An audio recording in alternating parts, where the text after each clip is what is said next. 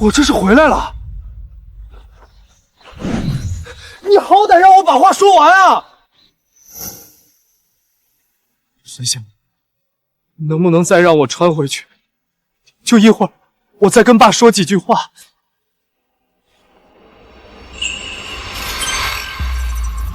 原来每次穿越是有时间限制的，那就是说明您还能过去。太好了，我得赶紧准备准备。妈，住院费再交不上，医生该停药了。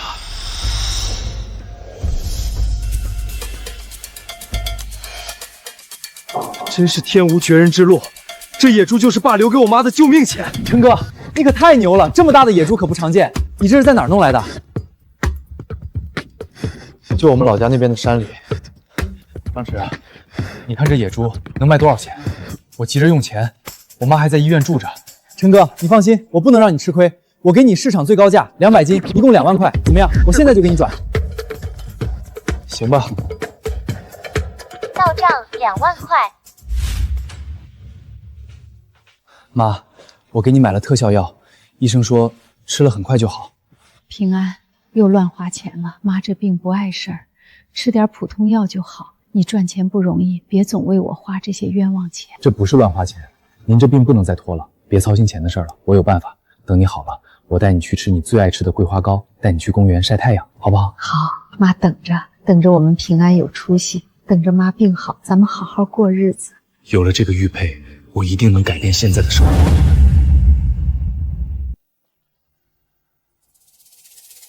老板，请问您这儿有80年代的电视机票吗？我想收一张，价格好商量。小伙子，算你运气好，我这刚好剩一张，是当年供销社发行的，这票现在不好找，一口价500块。这电视机票在80年代肯定能更值钱，带回去让爸换点有用的。谢谢老板。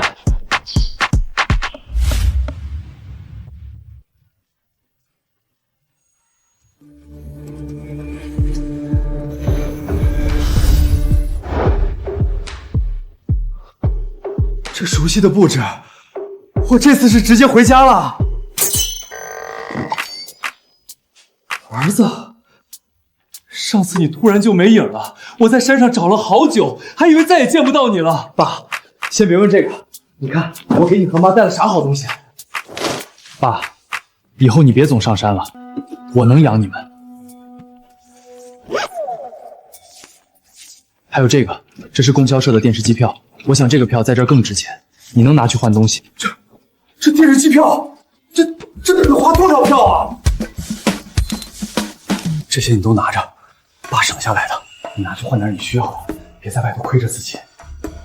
这些我带回去可换不了，我们那年代票都取消了，不能用了，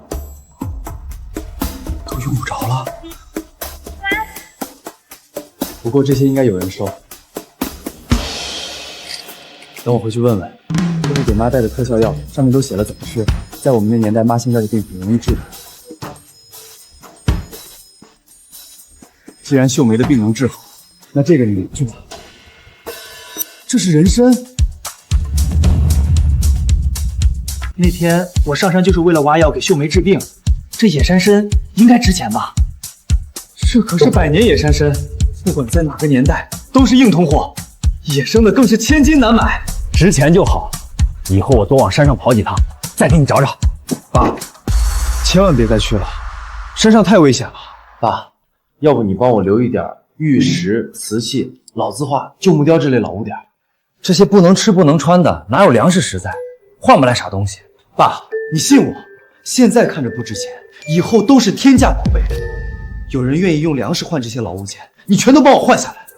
行，爸听你的，帮你留心着。爸，时间要到了，等我下次来再给你们带好东西。你和妈一定要保重身体，别舍不得。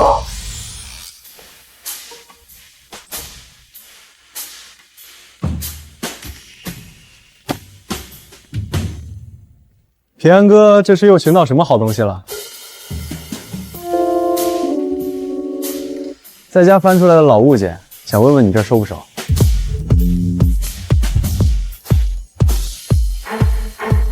这是紫檀雕花盒。紫檀。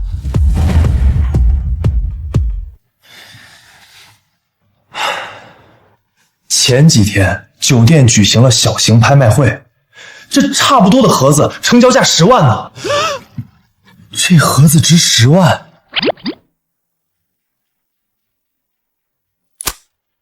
刚好宋氏拍卖行的宋师傅还没走远，我立马请他帮你看看。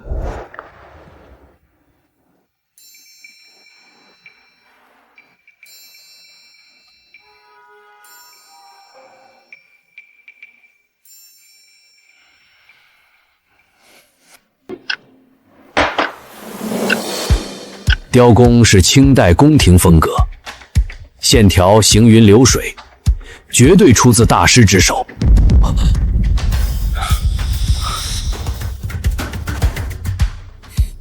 宋师傅，这东西要是出手，大概能值多少？那这还要看看内里是否完好，不介意我打开看看吧？不介意，您尽管看。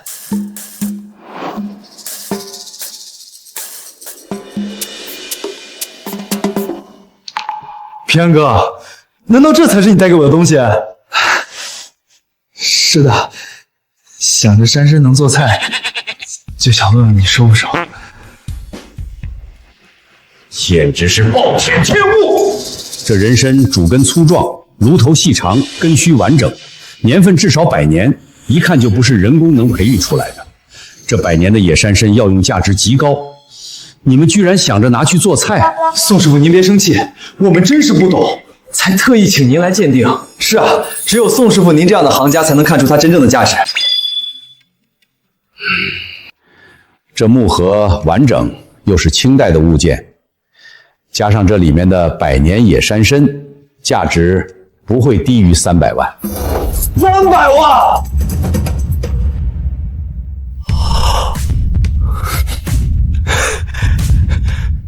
我愿意出手。我这就让人去准备合同。宋师傅，我这里还有一些，请帮忙看看。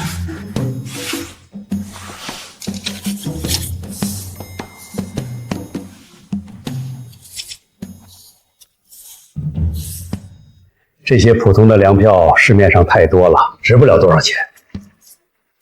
你要是有没有流通的特殊版本，或者是纪念邮票，发行量少才能卖上价格。这样啊，那我拿回家做纪念，以后有其他的再请宋师傅看看。听你意思，手里还有不少老物件？我也说不准，碰到合适的就收着。拍卖会的时间定下之后，会第一时间通知你参加。好的。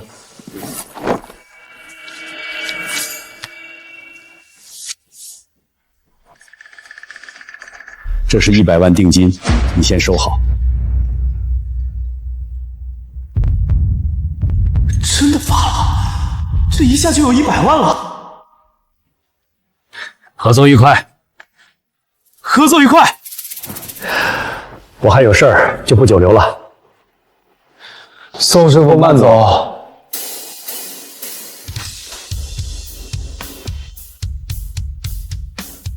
你小子可以啊，这一出手就赚100万，还只是定金，以后发达了可别忘了兄弟我。这哪能啊，下次有好东西再带给你。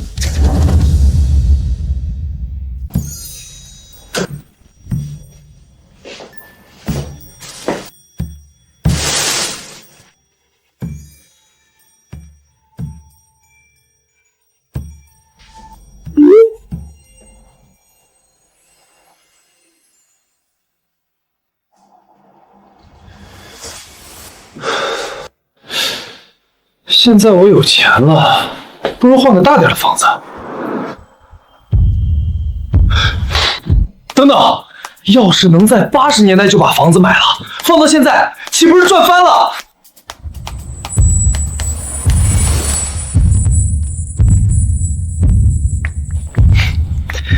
找爸先问问。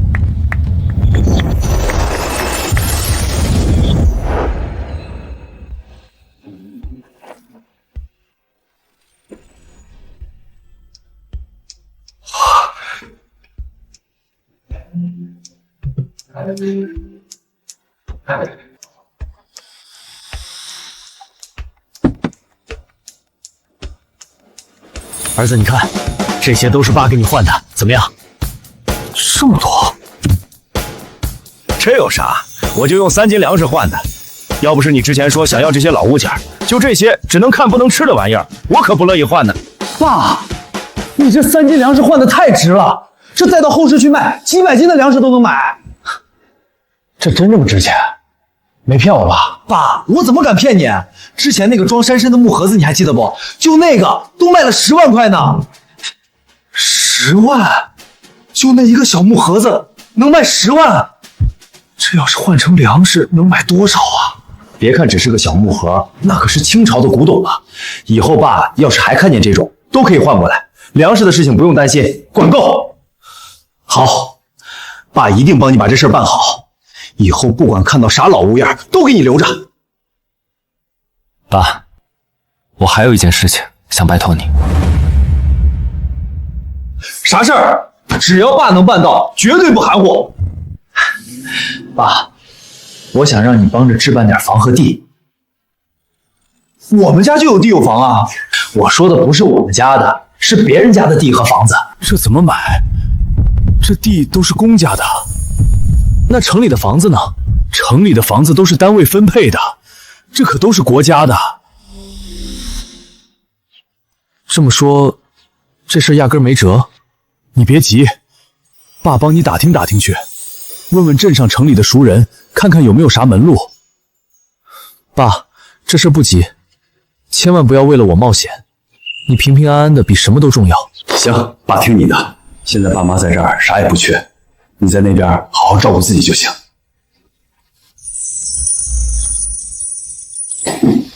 爸，我下次再来看你。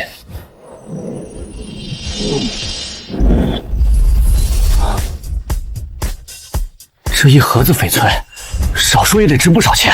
爸也太靠谱了，照这节奏，亿万富翁指日可待。到时候岂不是想干什么就干什么？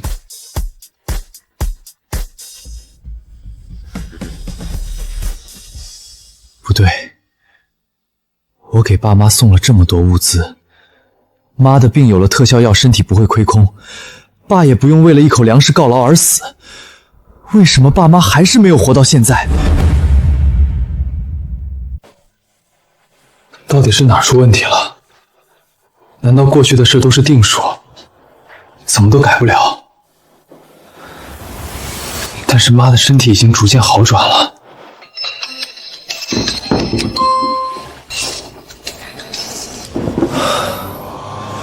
喂，陈先生您好，我是房产的小王。现在大数据这么准，这刚想着房子中介就找上门来了。恭喜您啊！您父亲早年为您购置的一套房产，今天终于办完过户手续了。你说什么？我爸买的四合院？对，是一位叫陈建国的老先生，80年代购置了一套四合院，最近才完成确权。按照规定，现在已过户到您名下，您随时可以入住。好，我马上过去。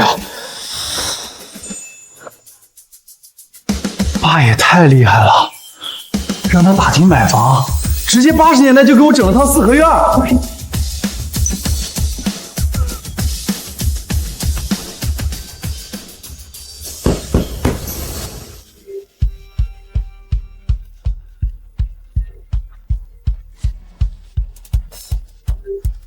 难道是人参卖出了？喂，宋师傅。小陈啊，你那只百年野山参拍卖出去了，成交价620万，随时可以来店里结款。620万！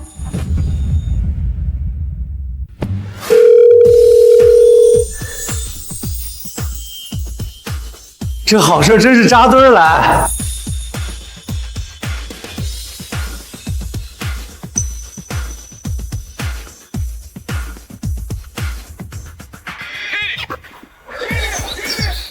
正好带上这个，让宋师傅长长眼。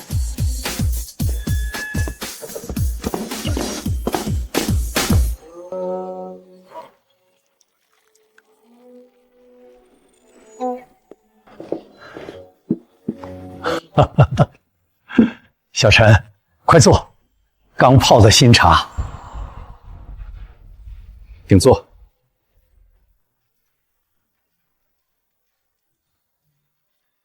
恭喜你，人参拍的比预期好不少，这是尾款。谢谢宋师傅，全靠您帮忙。是你东西硬，我只是搭个桥。这又带了什么好宝物？该不会又是百年参吧？不是人参，宋师傅您帮我看看这物件，帮忙估个价。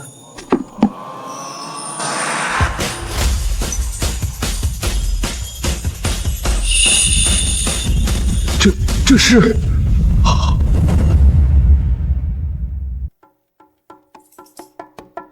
冰种飘花，正阳绿，水头足得很，还是老坑料。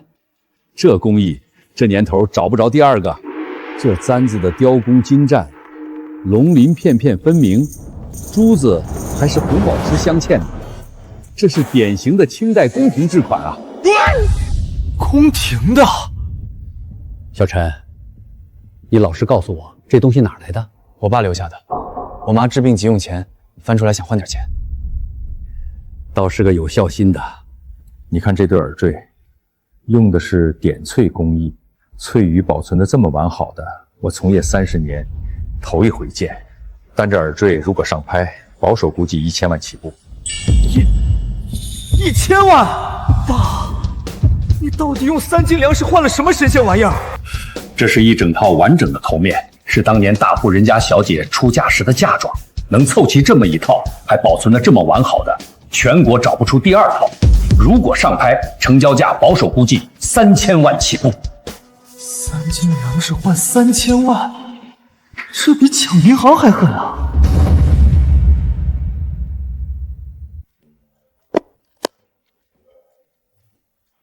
小陈，这东西我收下了，我马上联系几个大藏家，争取给你办一场专场拍卖。你放心，佣金我按最低的收，全凭宋师傅安排。下次回去要给爸带一卡车粮食，3斤换3000万，这买卖也太值了。宋师傅，可算找着您了。陈老板，什么风把您吹来了？宋师傅，我专程来道谢的。上次您帮我拍的那只百年野山参，简直是灵丹妙药，我多年的老毛病全好了，身体一天比一天硬朗。建军，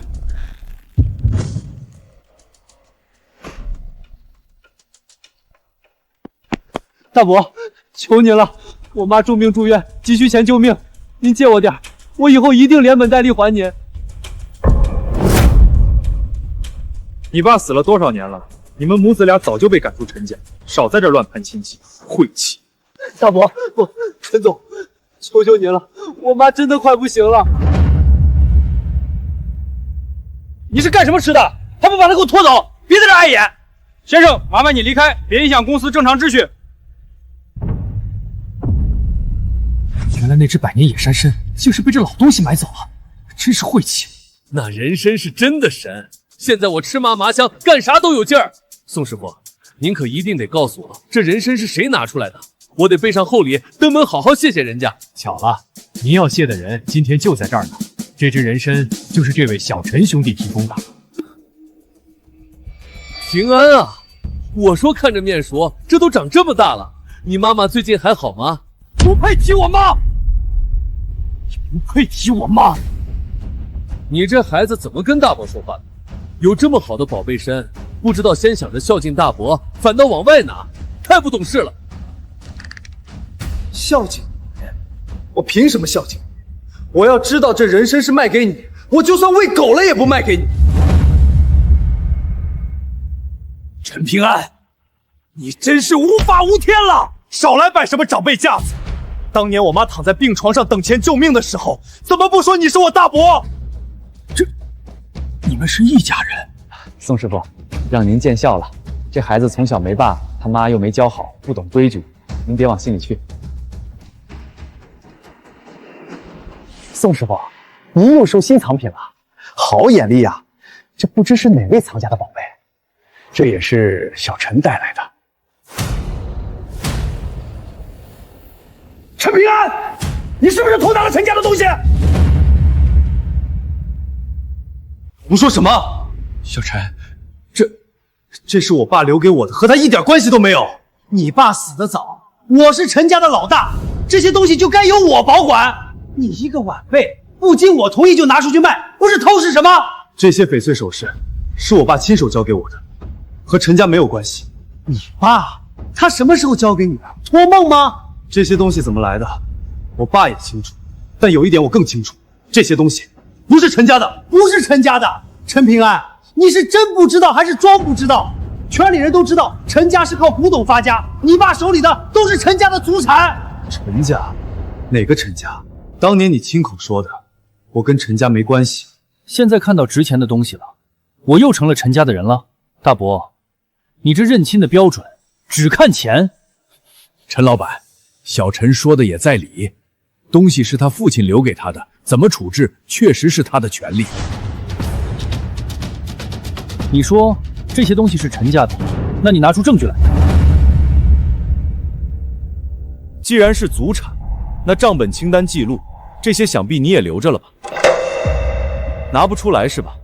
因为你根本没有证据，你只是看到这些东西值钱了，眼红了，想明抢。是谁眼红了？陈家靠古董发家，难道全京城的古董都得是你们家的？陈老板，我觉得小陈说的有道理。祖产讲究有据可查，空口无凭，这些东西确实归小陈处置。哎呀，误会都是误会。平安啊，大伯年纪大了，记性差，说话重，你别往心里去。咱们毕竟是一家人，打断骨头连着筋，我可高攀不起。平安啊，你一个人在城里也不容易，有空来大伯家吃饭，你婶子给你做顿好的，咱们叔侄俩好好叙叙旧。宋师傅，今天打扰了，公司还有事儿，就不久留了。陈建国果然还藏着好东西，这笔账咱们慢慢算。陈家原本就是普通农户，哪有什么祖产？陈建军靠古董发家，那些东西分明是爸当年攒下的。难道爸的死根本不是过劳，而是他害的？唉，家家有本难念的经。宋师傅，让您见笑了。不过我得提醒你一句，你这套东西他已经见过了。陈家在古玩圈子也算是有头有脸的人物，你这套恐怕要尽快出手，免得夜长梦多。宋师傅这套首饰，不知道您这边能直接收下吗？这若是拍卖行直接收购，最多只能给你3000万，这价格比起拍卖可是差了不少。没关系，3000万就3000万，反正3斤粮食换3000万也不亏。趁早出手，免得到时候陈建军那老家伙在背后里搞小动作。唉。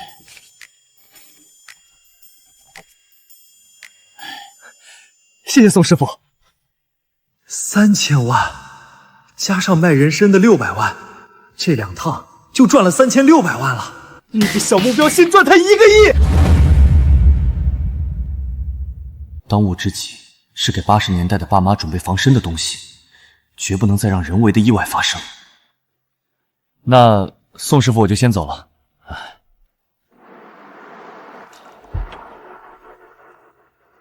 陈平安，你以为拿到这点东西就能翻身？做梦！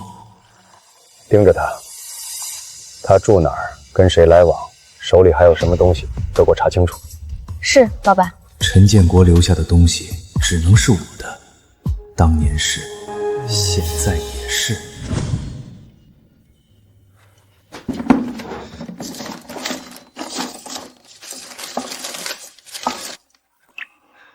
居然藏了这么多好东西！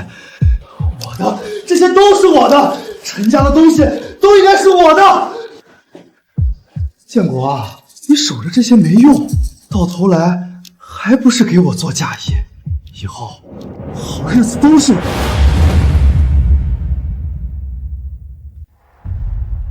怎么感觉有人在盯着我？算了，可能是我想多了。敢跑到家里来偷东西，今天让你走不了。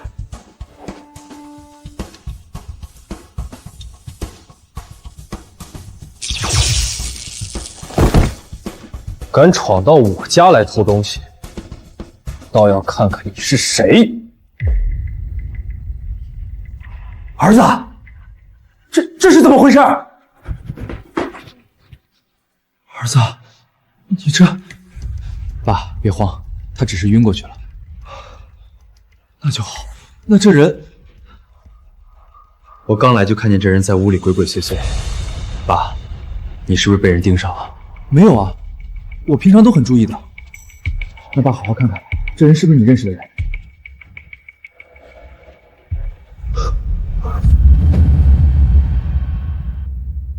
大哥，怎么回事？大哥，看来陈建军这时候就盯上我们家了。儿子，你大伯真的没事吗？死不了，毕竟他在21世还活得好好的。如果陈建军在这时候出事了，爸是不是就不会出事了？儿子，你想要干什么？他可是你大伯。他才不是我大伯。爸，你把他当大哥，他可没把你当兄弟。他今天能趁你不在家偷东西，以后就可能要你的命。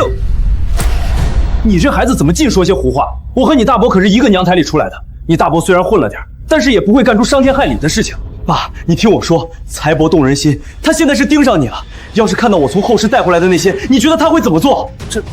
你大伯，看来爸对陈彦军这个大哥是狠不下心，难道就没有其他的办法了？有了，爸，我有个主意。分家，分家。把该分的分了，该断的断了，以后各过各的，谁也别惦记谁的。这怎么行？你爷爷奶奶还在世，这家里有没有什么大矛盾？哪有分家？爸，你好好想想，你在这个家里到底过的是什么日子？你起早贪黑上山采药下地干活，累出一身病，最后呢，你死了之后呢，他把我们母子赶出了陈家。我妈一个人带着我，吃不上饭，看不起病，妈躺在医院，我去求她借钱，她还让人直接把我丢在了大街上。儿子，这些年你辛苦了，爸知道了，这家必须分。要不，先把他抬出去，等他醒了就说是他自己摔的。行，反正他也不敢声张，偷偷摸摸进弟弟家翻东西，说出去丢人的是他自己。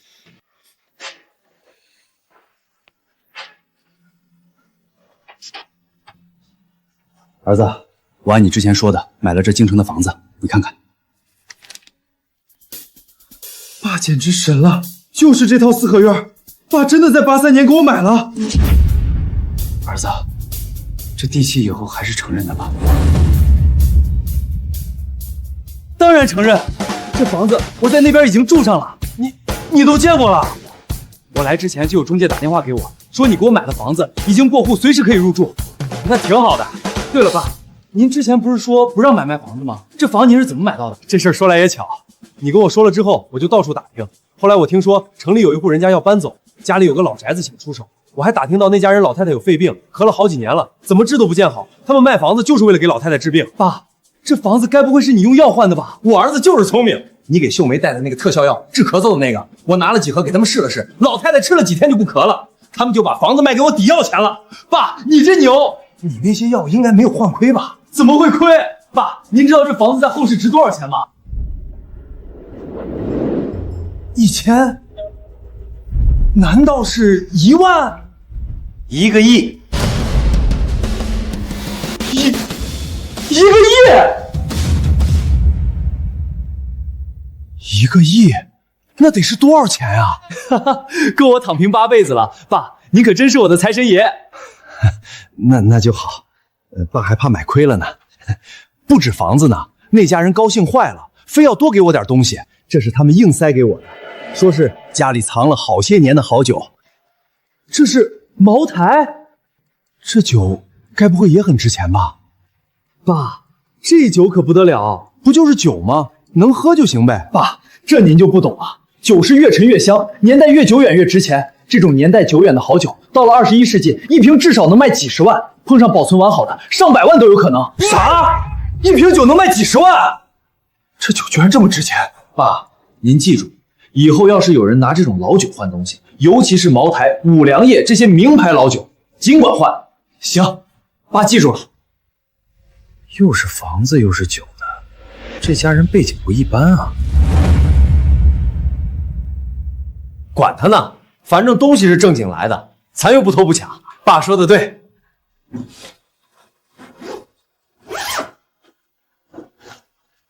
爸，这个给您。这是啥玩意儿？电击器，就是刚才电晕陈建军那个，您收好，防身用。这玩意儿给我干啥？爸，今天陈建军能摸进来翻东西，谁知道他下次还会干什么？您一个人在家，妈身体又不好，总得有个防身的家伙。可是这……看见这个开关没？按下去，对着人一捅就行，能电晕一头野猪，对付一个人绰绰有余。这么厉害？爸，您听我说，我们不主动惹事儿，但是我们也不怕事儿。这东西就是让你防身用的。要是陈建军再来闹，或者其他什么人来找麻烦，就用这个。好，爸收着。时间差不多了，爸，我得走了。您和妈照顾好自己，要按时吃，别省着。下次我再给您带好东西。行。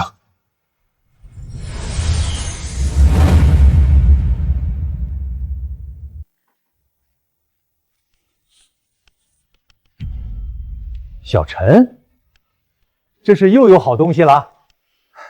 宋师傅，您的鼻子可真灵，你这小子会不会说话？拿来我看看。这是葵花牌茅台，宋师傅好眼力。小陈，你这又是从哪儿弄来的？家里翻出来的，压在箱底好多年了。不可能，这种品相的葵花茅台不可能是随便压在箱底的。你看这标、这封口、这瓶身，保存的太完好了。葵花牌茅台是特殊时期的产物，那时候茅台酒厂把飞天商标换成了葵花，这种酒产量极少，存世量更少，因为那时候粮食紧张，能酿出来的酒本来就不多。那这酒能值多少钱？现在一瓶60、70年代的葵花茅台，在拍卖市场上至少50万起步。如果是品相完好的，70、80万、上百万都有可能。这么高？保守估计。而且你这个品相都属于顶级藏品。那宋师傅，这2瓶您收不收？哈哈哈哈，收，当然收。那这2瓶我就按100万一瓶给你算价，你看可以吗？可以，可以。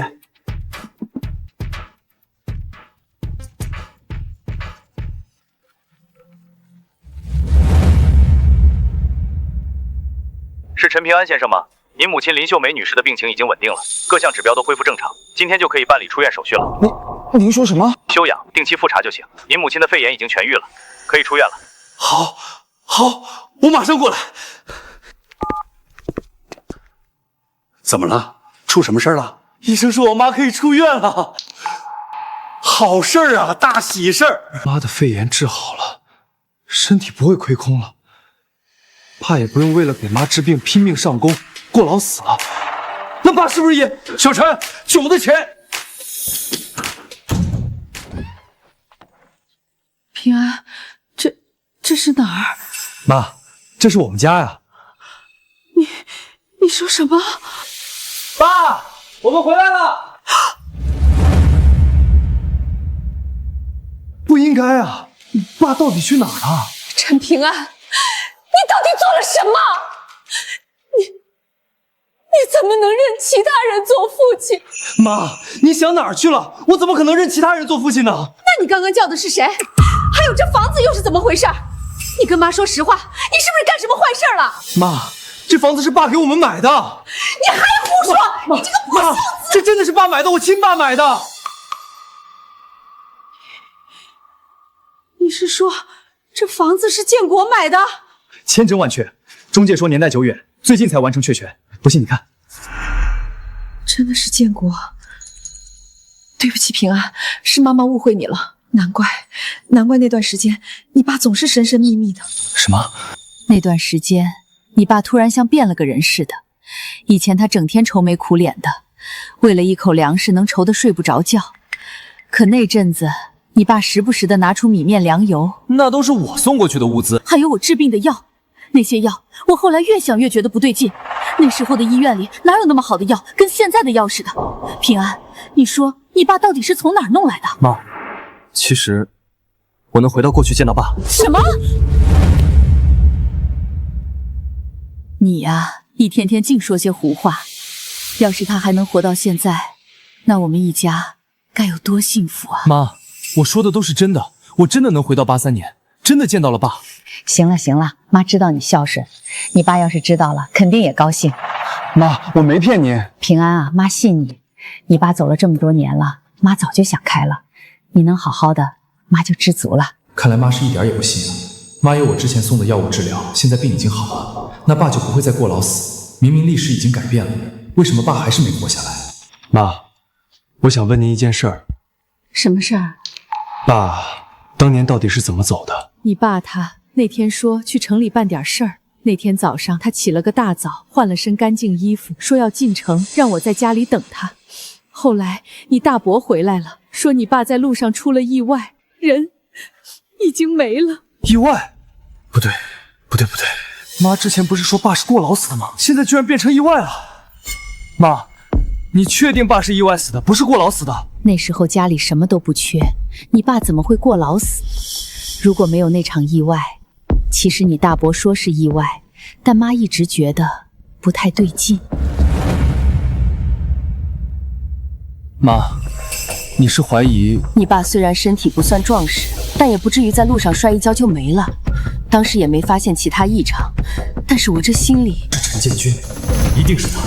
以前爸穷得叮当响，陈建军看不上，可现在爸手里有东西，粮食、药品，还有那些古董。陈家靠着卖古董发家，可笑，陈建军就是个杀人犯、强盗。妈，您还记得爸出事那天是哪一天吗？说不定下次回去能跟爸说说。对了，你大伯来过医院一次。什么？妈，你之前怎么没跟我说？他就提了点东西，说了几句客气话，坐了一会儿就走了。当时我也没多想。妈，他跟你说了什么？也没说什么，就说这么多年没联系，听说我病了，来看看，还说毕竟是一家人什么。一家人？当年把咱们赶出门的时候，怎么不说一家人？一开始我还不明白，今天看到这套房子，我算明白了。无事献殷勤，非奸即盗，他八成是盯上了这房子。平安，你大伯陈建军这个人心术不正，怕是盯上我们家了。你以后多注意，妈只有你了。妈，我知道了，这一次绝不能让陈建军得逞。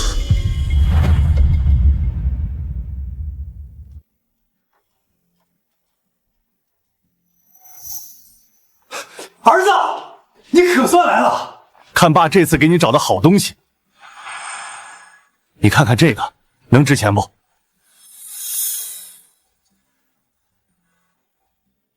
爸，这是哪儿来的？5斤粮食换的。前2天村里来了个换粮食的人，那人说这是他们家祖传下来的青铜炉，要不是家里揭不开锅了，说什么也不会拿出来换粮食。青铜炉，说是祖上传了好几代了。你之前不是说老物件值钱吗？我想着这玩意儿应该能卖不少钱吧。爸，这东西要是真的青铜器，那可不得了。这在以后别说是5斤粮食，就是500斤、5000斤都换不来。真的？那太好了，爸还怕换亏了呢。对了，儿子，我听说城里的好东西更多。那天你爸说去城里办点事儿，后来你大伯回来了，说你爸在路上出了意外，人已经没了。进城？难道就是这次？我打算这2天进城去看看，说不定能淘到更好的东西。不能去！为啥？最近这段时间，您哪儿都别去，城里也别去，山上也别去。怎么了？出什么事了？如果直接告诉爸陈建军要对他下手，想必爸很难相信吧。爸，您听我的，城里的事不急，以后有的是机会，您就在家待着，陪好妈就行。那是谁？穿的这么好，建国什么时候认识这种人了？难怪建国这阵子家里米面粮油从来没断过，还有肉吃，难道都是他给的钱？有钱就想要分家，没门儿！我倒是要看看他们有什么猫腻。我的老天，这么多票！爸，这些票证您收好。在我那个年代，这些东西不值什么钱，但在现在能换不少东西。您该吃吃，该花花，别省着。那些不能吃的这么值钱，这些倒是不值钱了。时代不一样嘛。爸，您记住了，这段时间千万别出去换东西。现在我们家也不缺什么，这段时间你就好好陪陪妈。好，小心大伯，他要是有什么反常的举动，你多注意一下。我知道了，你大伯这个人以前不是这样的，以前是以前，现在是现在。爸，财帛动人心，别不当回事儿。爸记下了。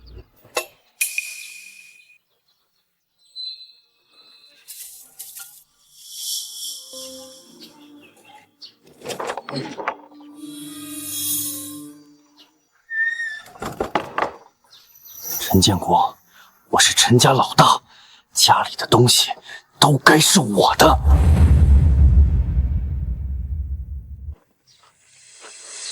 儿子，可能就是风吹的，但愿如此吧。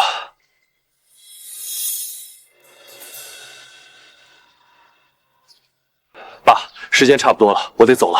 这个别忘了，你在那边也照顾好自己，别光想着给我们带东西。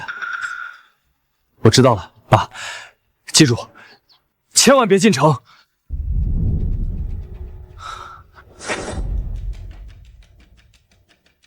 爸答应了就应该不会进城了吧？可万一陈建军又耍什么花招，爸不知道能不能应付。妈在家，直接问妈不就知道了。妈，我爸当年到底是怎么死的？你这孩子干什么呢？吓我一跳！妈，你快跟我说说。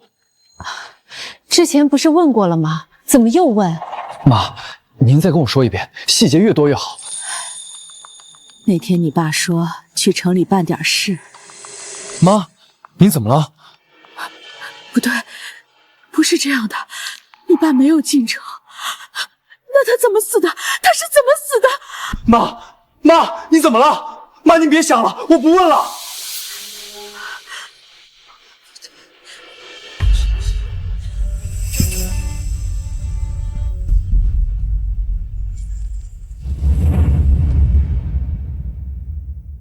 怎么会这样？玉佩怎么裂了？难道是爸那边出事了？妈，我们不想了，不想了。爸，你可千万不要出事啊！之前生病，秀梅已经好久没有尝过这些了。现在秀梅病好的差不多，看见这些肯定很高兴。建国，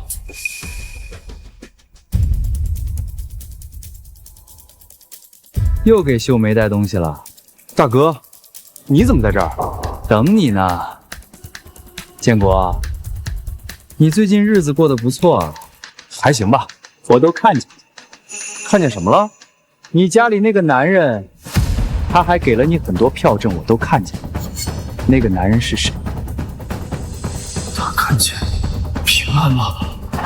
大哥，那是不用解释，我都明白。明白什么？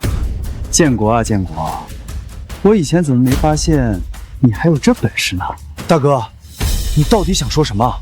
那个男人是看上你们家秀梅了吧？你说什么？大哥，你在胡说八道什么呢？我说错了吗？人家凭啥给你那么多票证？这个年头这么大手笔，难不成还是看上你不成？你秀梅那个病秧子真是有几分姿色，连病着都不安分。陈建军，你嘴巴放干净点，秀梅是我老婆。陈建国，你拿老婆换好处还不准人说了，你这买卖做的精明啊！行了，大哥不跟你计较这些，咱们是亲兄弟，有福同享嘛。你把那个男人给你的东西分我一半，这事儿我就当不知道。没有，陈建国，你别不识好歹。要是我把这事儿说出去，你猜村里人会怎么看你？卖老婆求荣，这名声传出去，这辈子别想抬头做人。陈建军，你真恶心！你说什么？你居然说出这种话，你还是人吗？我给你脸了是吧？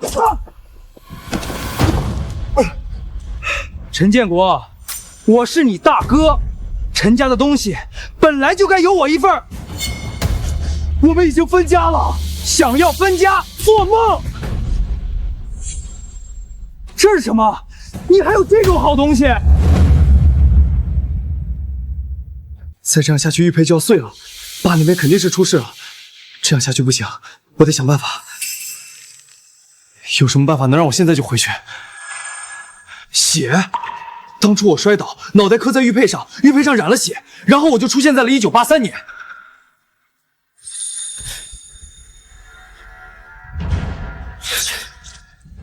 快点让我回去！不行，你不能动！陈建国，你到底藏了多少好东西？给我！给我！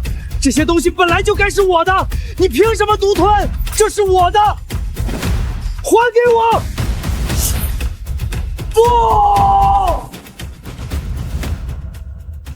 不！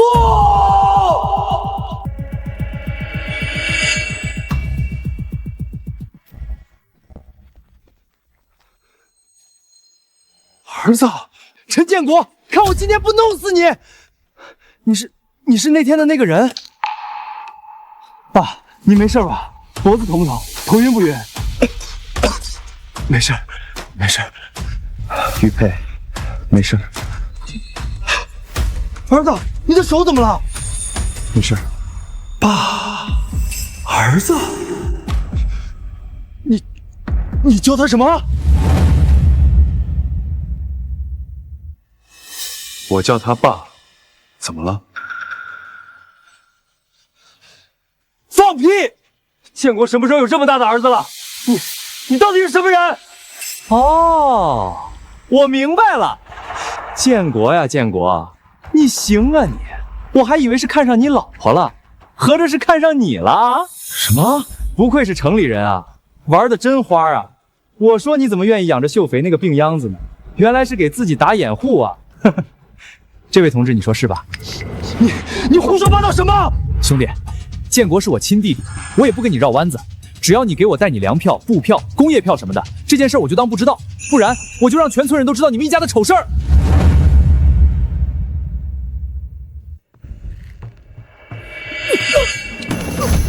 陈建军，我忍你很久了，你难道就不怕我把事情说出去？你算个什么东西？我要杀了你！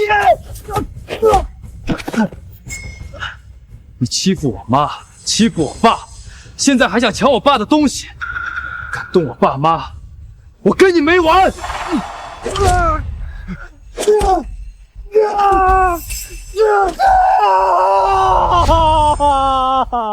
救命啊！打死人了，陈建国，你难道要看着我被打死不成？行了，儿子，别打了。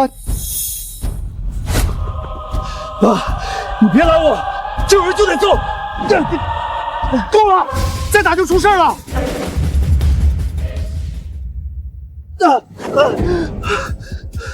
陈建军，你给我听好了，以后离我爸远点。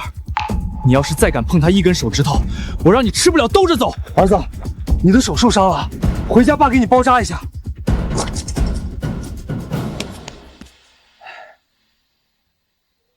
可惜了，你们给我等着！去死吧！儿子，小心！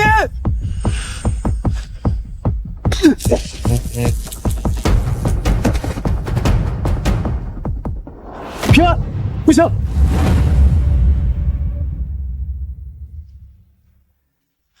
平安，不行！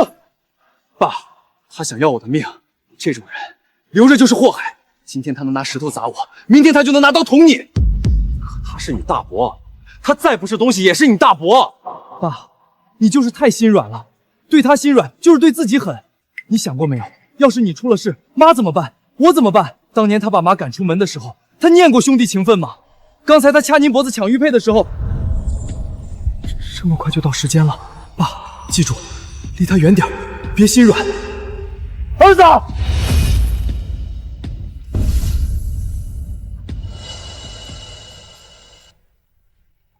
裂痕都不见了，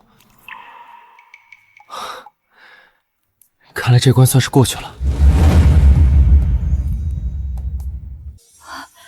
儿子，你的手怎么了？没事，妈，不小心划了一下。这叫划了一下，流了这么多血，你怎么弄的？什么时候弄的？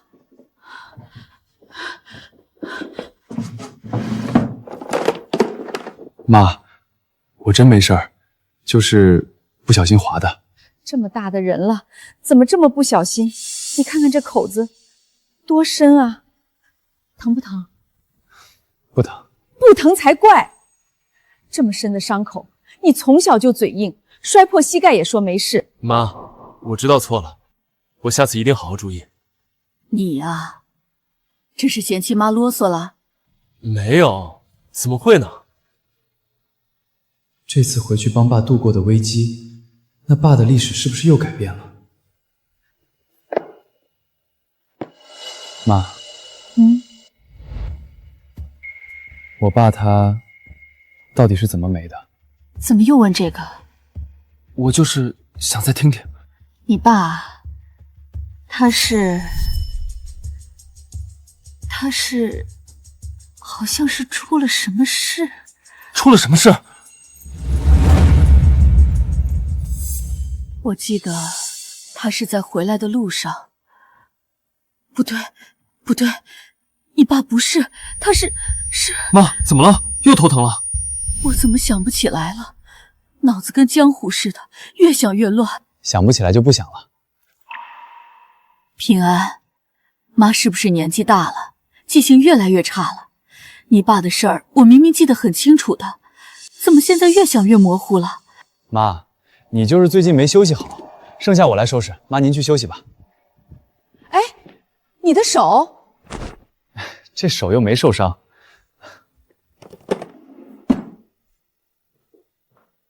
他的记忆发生变化了，无论是过劳死还是意外，之前都有一个确定的时间。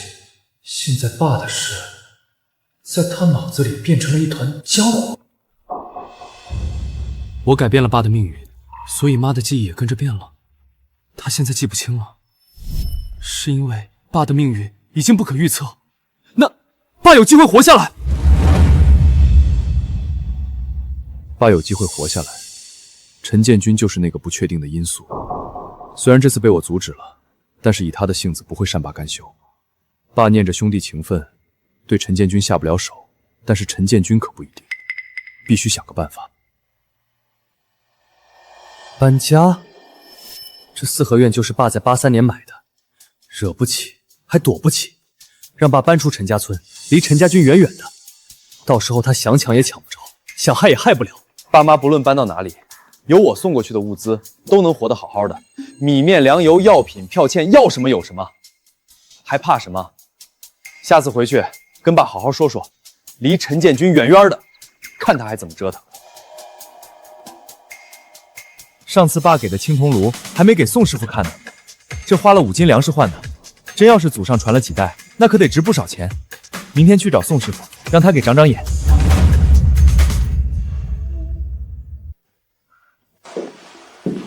小陈来了。上次你走的匆忙，这支票都忘记拿了。谢谢宋师傅。这是又有好东西？真是什么都瞒不过宋师傅，还请宋师傅帮我看看这个。这是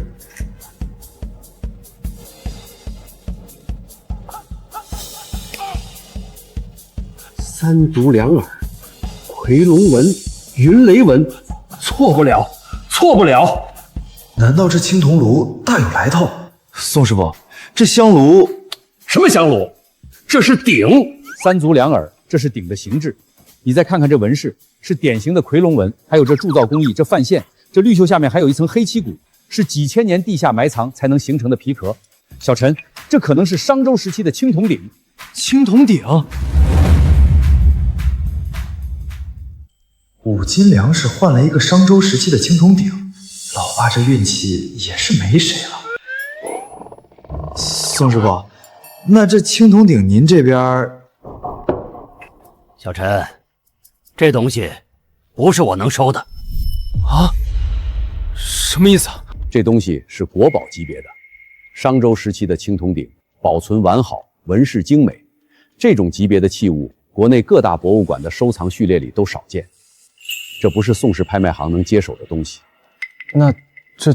我先帮你联系一下博物馆的人，看他们收不收。宋师傅，这东西不会有什么问题吧？你放心，东西是正经的老物件，来路只要你说清楚是祖传的，就没问题。我帮你盯着，绝不会让你吃亏。那就麻烦宋师傅了。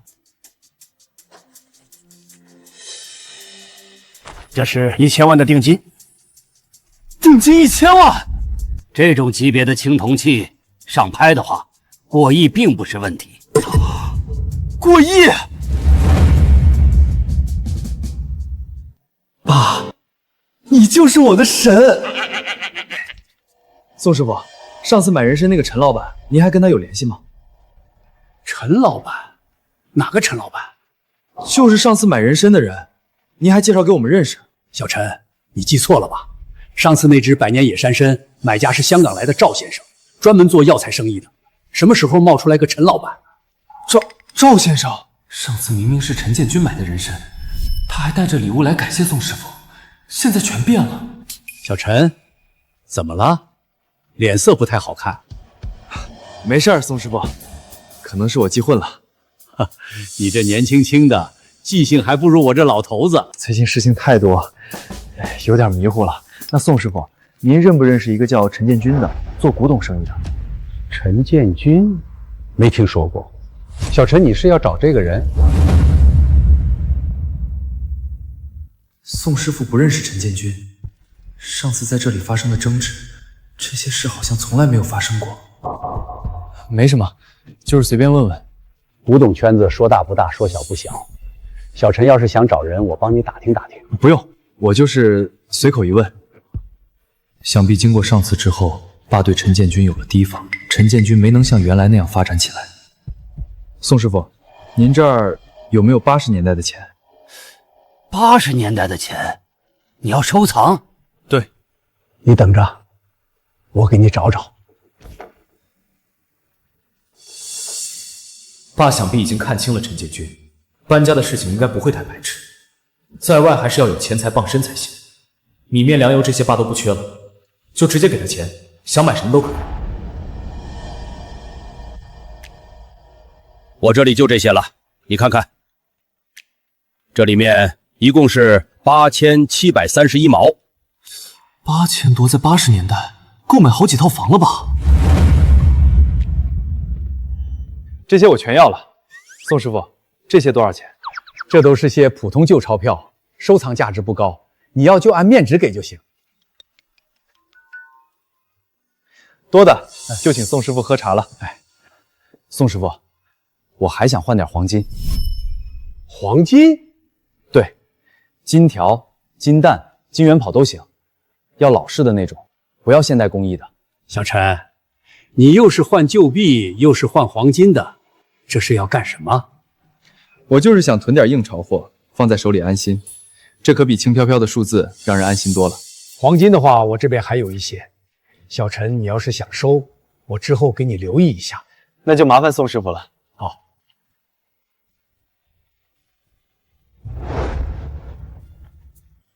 这是5根1两的小黄鱼，民国时期的，成色足，市面上少见。这3枚金锭是清代后期的，10两1枚。这2枚金元宝是民国初年的，品相完好。这些我也要了。按现在的金价，再加上收藏硬价，加起来105万，给你凑个整，100万。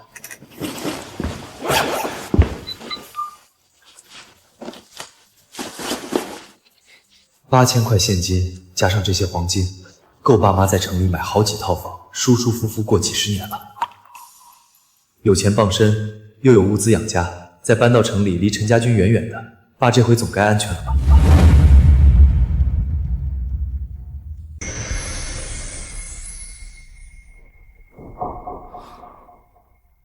这不是我家吗？这是怎么回事？难道玉佩失灵了？爸怎么会出现在家里？爸活下来了，但是他怎么这么年轻？儿子，你来了，正好，我这刚烧好的水。儿子，你先坐，爸给你泡茶。爸，你这是？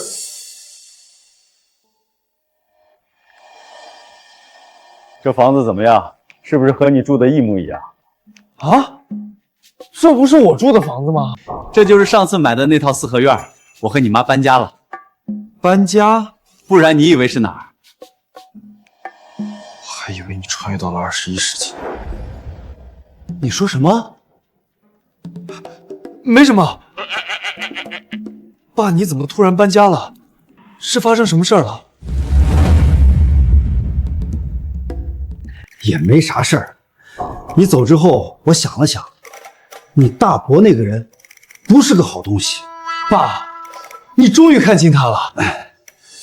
他知道了你的存在，虽然他不知道你从哪来的，但是他知道你手里有好东西。他要是到处乱说，或者盯上你了，对你不好。哼，他敢到处乱说，我见他一次打一次。就算你能阻止他乱说，你给的那些东西，粮食、票证、药品，在村里人多眼杂，时间长了，难免有人起疑心。大家乡里乡亲的，别人嘴上不说，心里能不嘀咕？所以我想着，与其天天提心吊胆的，不如干脆搬走，找一个谁也不认识我们的地方重新开始。你大伯在村里再怎么作妖，也波及不到我们。儿子，你会不会觉得爸太窝囊了，只会躲？怎么会？爸，这不叫窝囊，这叫趋利避坏。我这次来就是想跟您说搬家的事儿，惹不起还躲不起吗？有我做你们的后盾，给你们送物资，您和妈在哪儿都能活得滋润。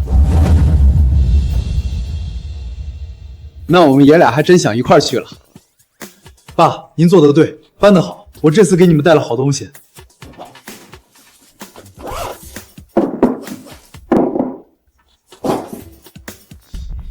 这是，爸，你打开看看。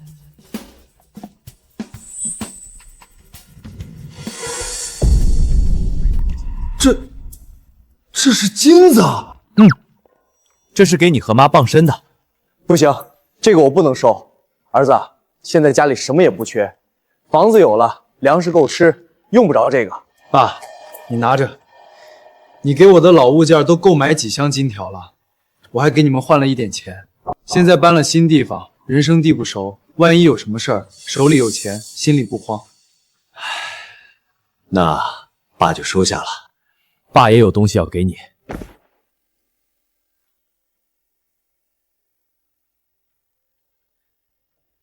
你看看这个。爸，你又给我换好东西了。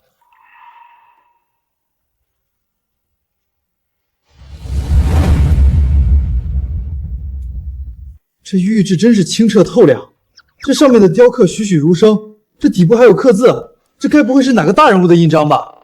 是吗？我看着挺好看，想着你或许喜欢，就特意给你留下来了。没想到底下还有字。爸，这么贵重的东西您是怎么换来的？就隔壁周大爷家，我刚搬到这儿，周大爷家的小孙子发高烧，赤脚医生看了也没用，我看孩子烧得厉害，我想起你之前给的药里面有退烧的，我就给他试了试。那孩子吃了药，不到半个小时烧就退了，第二天就活蹦乱跳的。周大爷说这药比城里大医院的都管用。我以前怎么就没想到，80年代很多药品还没研发出来呢，这现代药见效快，关键时刻真能救命。下次多可以带点药品。然后他就给了你这个。我本来不想收的，人家都病成那样了，我送点药是应该的，但他一直塞给我，还说我是他们家救命恩人，我实在拗不过，想着你那边需要这些东西，就收下了。爸，您做的对，以后要是再遇到这种药，咱管够，东西人家愿意给就给，不愿意给咱也别强求。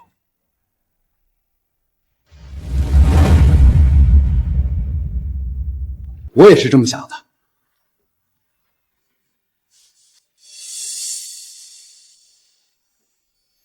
药我下次再多带点过来，各种常用药都备一些，感冒的、消炎的、止咳的，各种品类都带一点，遇到什么病症都不怕。那感情好，你是不知道，自从那次之后，这周围的邻居都来打听，我都说是有亲戚在市里，都是急用的。那我下次带多点，该用的时候就用，别舍不得。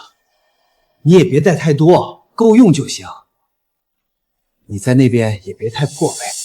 不破费，这些东西在那边去药店就能买到，花不了几个钱。在这边能救人命，值了。疗效这么好的药居然这么便宜，这都是国家政策好。爸，你一定要好好活下去，去看看现代的繁华都市。不过爸，你得小心点儿，别一次拿太多出来，免得惹人注意。现在搬到新地方，安安稳稳过日子最重要。你放心，爸心里有数。爸，时间到了，我得走了。这么快？下次我再来看你。爸，万事小心。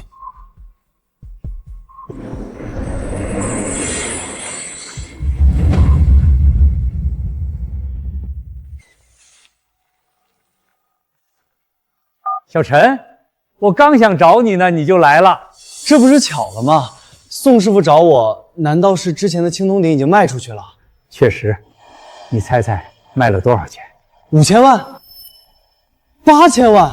哈哈哈哈！小陈，你也太小看商州青铜器的价值了。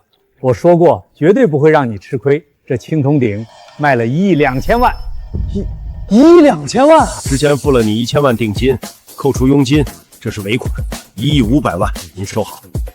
1亿2千万啊！爸，你用5斤粮食换了1亿2千万啊！什么？没什么，宋师傅，真的太感谢您了。谢什么？是你东西好。不过小陈，你们家到底是干什么的？这拿出的东西一件比一件稀有。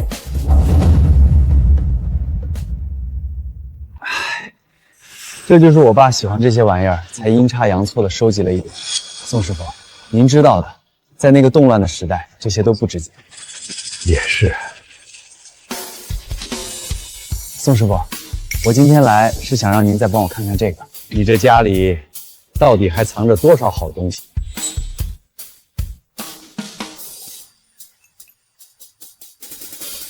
这是和田玉。还是上好的羊脂白玉，该不会……宋师傅，您这是怎么了？难道这玉章有问题？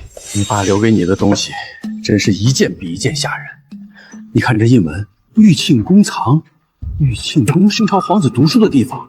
这枚玉章不是民间的东西，是皇宫里的。皇宫里的？这雕的是吃虎，刀法圆润，线条流畅，典型的乾隆宫。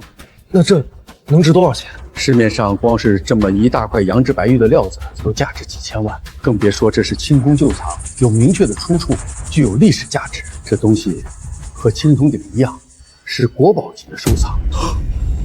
这岂不是又是1个亿？一颗出烧药就换了1个亿！小陈，你跟我说实在话，你家里真的不是哪个收藏世家？宋师傅，我就是个普通人，这些东西真是我爸随意收藏的。行，你不愿意说，我不问了。不过小陈，我多嘴提醒你一句，你这些东西一件比一件扎眼。青铜鼎和玉章这种东西，在圈子里是被人盯上的，你以后出手的时候小心点。我知道了。不过你放心。在我这儿，东西来路正，品相好，我就帮你卖，别的我不多问。宋师傅，谢谢你。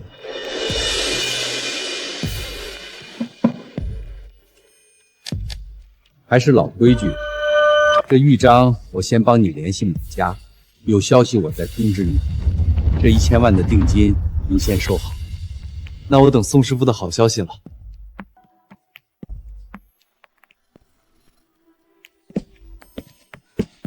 小陈，等一下。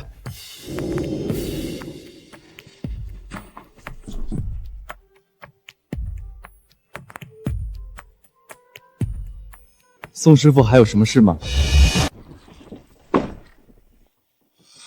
上次你不是要换金子吗？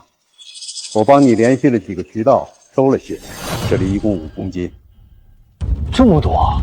宋师傅，您这效率也太高了。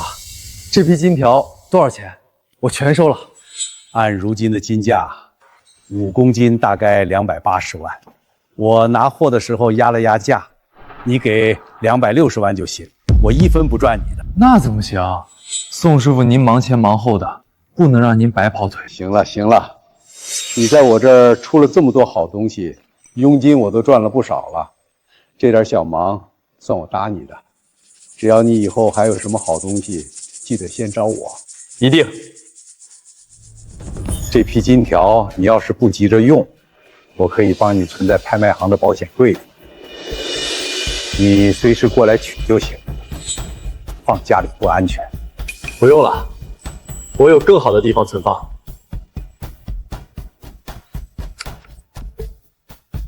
行，那你注意点。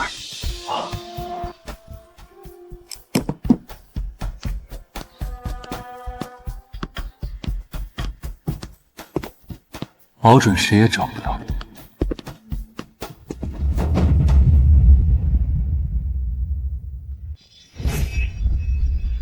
儿子来了，快坐下喝杯茶。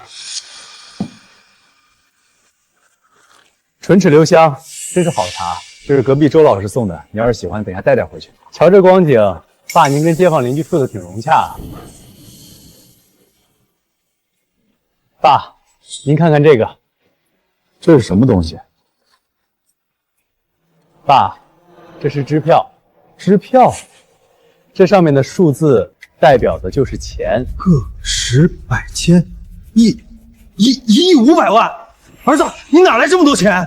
爸，您还记得您用5斤粮食换的那个青铜鼎吗？这就是上次那个青铜鼎卖的钱，我还收了1000万定金，总共是1亿1500万。这5斤粮食换了1亿1500万。爸，您这运气和眼光实在是太好了，这种事说出去都没人信。我哪有什么眼光，就是想着你喜欢才换下来的。那也得您敢换啊！换成别人用5斤粮食换一个破铜炉子，谁看看？也就您敢。那不是咱家当时也不缺粮食吗？好了，爸，您就别谦虚了。看，我又给您带什么了？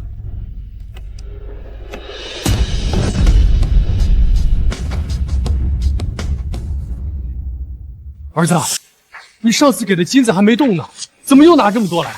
爸，咱们现在是有钱人了，我给您这点算什么？而且上次您给我的玉章和青铜鼎是一个级别的东西，恐怕价值也不会低于1亿呢。钱哪有嫌多的道理？这些东西就是让您心里踏实。行，爸收着，让爸再帮你留意着，看看附近还有什么老物件，说不定还能淘换到好东西。爸，您别太累了，有就有，没有就算了，您和妈的身体最重要。不累不累，爸现在有的是力气。你等着，下次你来，爸肯定再给你弄几样好东西。儿子，有件事想跟你商量商量。什么事儿？你还记得卖房子给咱家的那个人吗？记得啊，就是那个又卖房又送酒的。怎么了？他找上门来了。找上门？他后悔卖房了？不是，他说想跟我合伙做生意。做生意？什么生意？说是南方那边倒腾点小买卖，具体什么他没细说，说他有渠道门路，说是我们家出钱，他出力，赚了钱对半分。儿子，你觉得呢？想当年83年都能卖掉一套4合院，手里还藏着葵花茅台这种好东西，这人的家底和眼望都不是普通人能比。你觉得他怎么样？就上次买房那一次，但那次接触下来，我觉得这人挺靠谱，说话办事都利索，不像是坑蒙拐骗的人。而且他给咱送的那2瓶酒，你不是说值好多钱吗？说明这人出手大方，不是小气的人。爸，您知道8年代下海经商那批人后来都怎么样了吗？不知道，好多都成了亿万富翁。我们那儿的那些首富大佬，不少都是80年开始做生意的。这个年代，敢闯敢拼的，只要没翻船，都成了身家几十亿、几百亿的主人。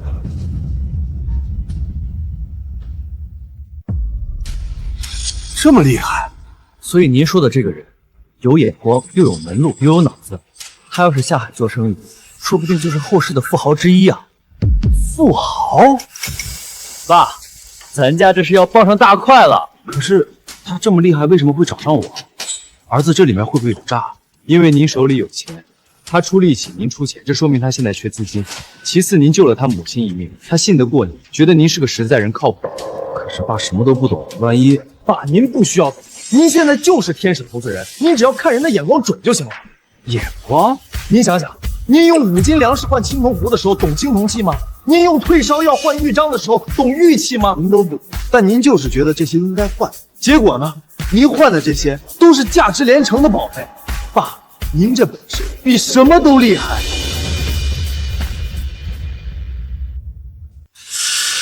儿子，你信爸爸？我当然信你。不过爸，我有几句话想跟您说。你说。第一，合伙做生意，账目一定要清楚，该签的字据一定要签。这不是不信任人家，是为了长远。爸记住了。第二，您出钱可以，但别把所有的钱都投进去，留一部分在手里，不管什么时候手里都要有余钱，万一有什么事不慌。第三也是最重要的，您别累着自己，赚钱的事儿有他操心，您就负责出钱看账分红，身体比什么都重要。你放心，爸心里有数。那爸真去干了？干？为什么不干？爸，您就放心大胆的去，赔了也不怕。咱家有金条，有房子，有我这边兜底，赚了更好。以后您说不定也是大富豪了。好，爸一定让你亏钱。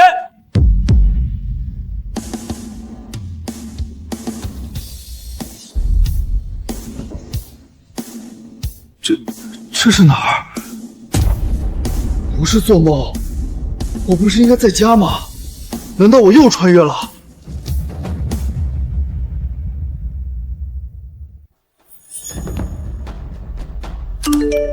是26亿没错，难道玉佩传送错地点了？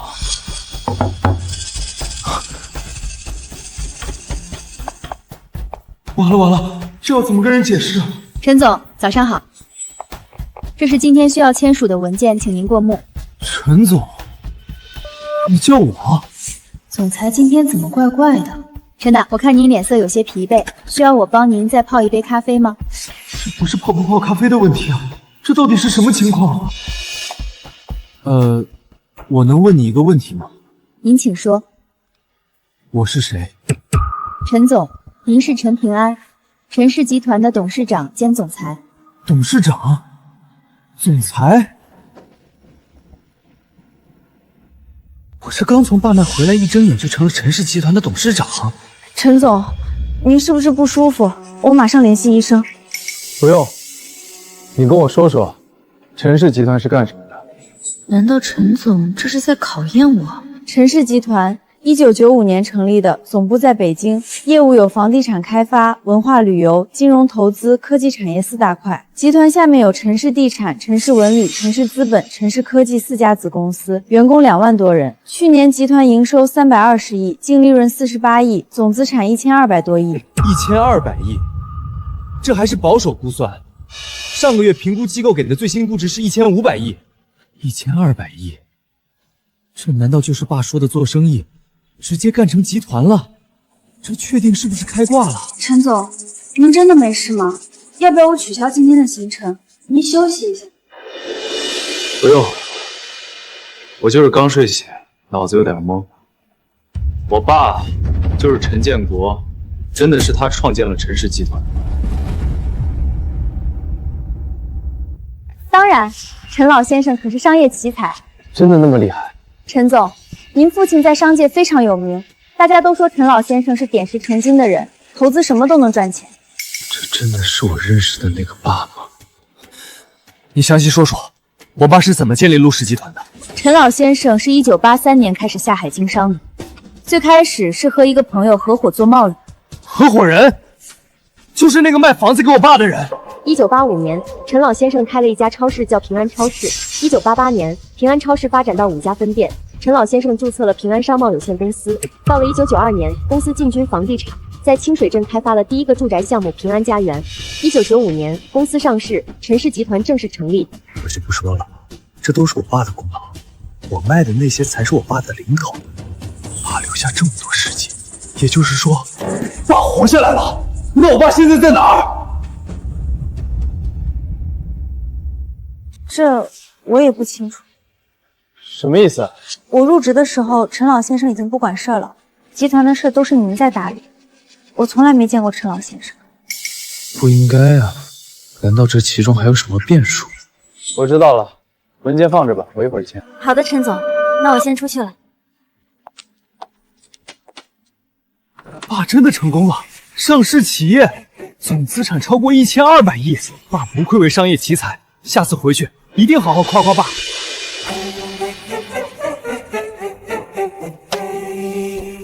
唉，这总裁也不是这么好当的。回去时间是不是要到了？怎么回事？医生，我老婆怎么了？怎么会突然晕倒？难道是老毛病又犯了？自从上次治疗之后，我们都很注意的，求医生一定要救她。家属先别激动，你爱人没生病，没生病，那她为什么恶心想吐，浑身没劲儿？她是怀孕了，我们都很注意的，求医生一定要救她。你爱人身体调养得很好，孩子也很健并，之后注意补充营养，别太劳累，定期来产检就行。我要当爸爸了。是平安，平安要出生了。等下次儿子来了，我一定要告诉他这个好消息。平安，爸这一次一定不会让你一个人长大。你倒是给点反应啊！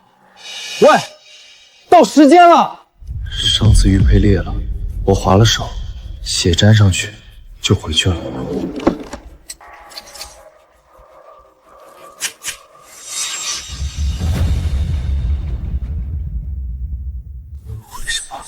为什么会这样？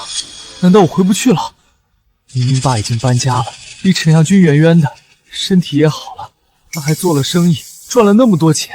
在那边，爸明明活得好好的，为什么回不去了？难道我做的这一切都是徒劳的？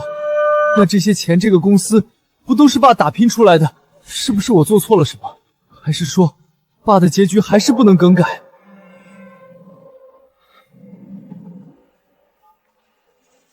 可爱，昨天怎么又没回家？天妈做了你爱吃的红烧鱼，下班早点回来吃饭。我这就回去。快点啊，鱼凉了就不好吃了。至少妈还在。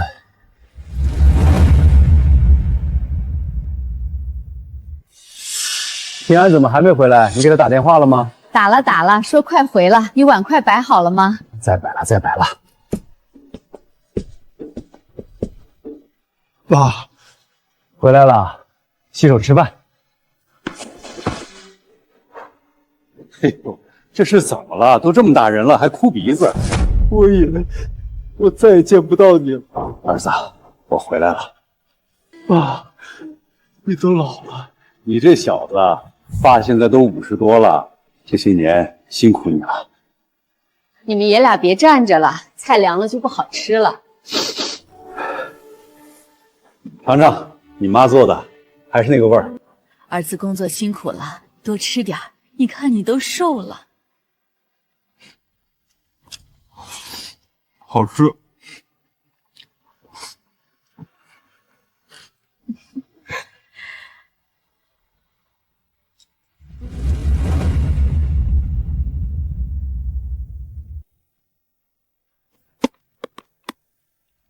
1983年，5斤粮票换了一个青铜炉。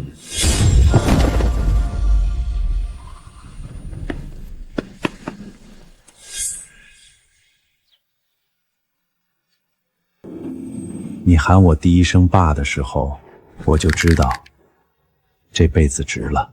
建国，进来吃早饭。来了。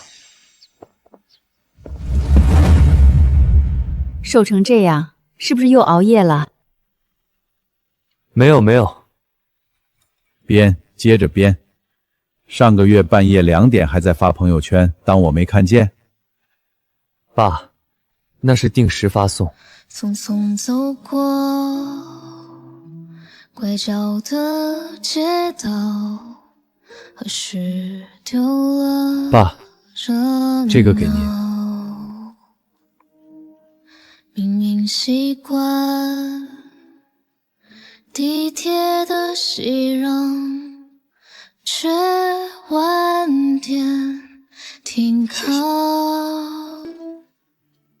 该说谢谢的是我。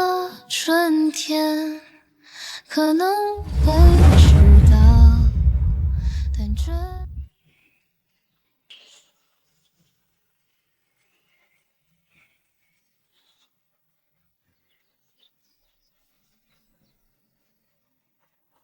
你出生那年，你妈说种棵树跟你一起长。爸，我问您一件事。当年我让您搬家，让您别进城，您都听了，可后来您还是出了事。那不是意外，是你大伯。他该死。都过去了，现在爸不是好好的吗？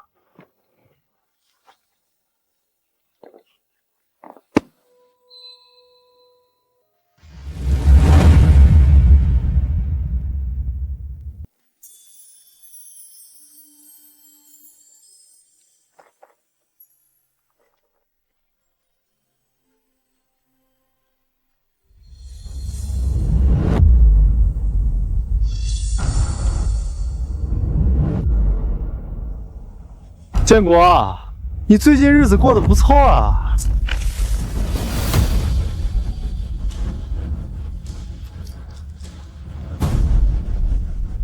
不给，那就别怪我不念兄弟情吧。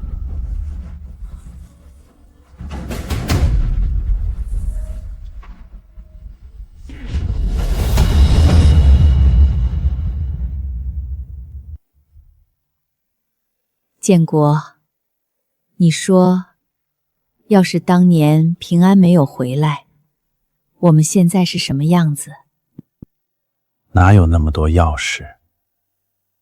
现在这样就很好。前半辈子苦，后半辈子甜的我都不敢信。我也是。